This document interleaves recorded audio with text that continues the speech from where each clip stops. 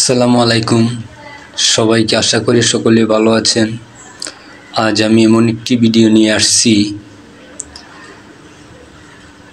যে চিকিৎসারত অবস্থায় বেগম খালেদা জিয়া জাতির উদ্দেশ্যে কি বলেছে, আপনারা চলুন সকলে মিলে এক নজরে দেখে আসি উনা কি বলেছেন, কোন অবস্থাতে আছেন।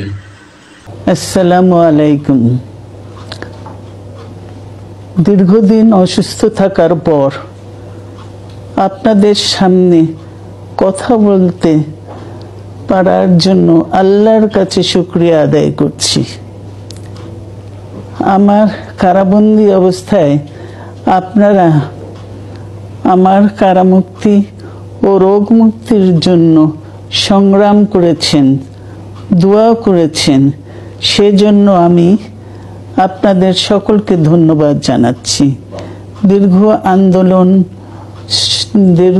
আন্দোলন সংগ্রাম ও ত্যাগের মধ্য দিয়ে আমরা ফ্যাসিবাদী অবৈধ সরকারের কাছ থেকে মুক্তি পেয়েছি।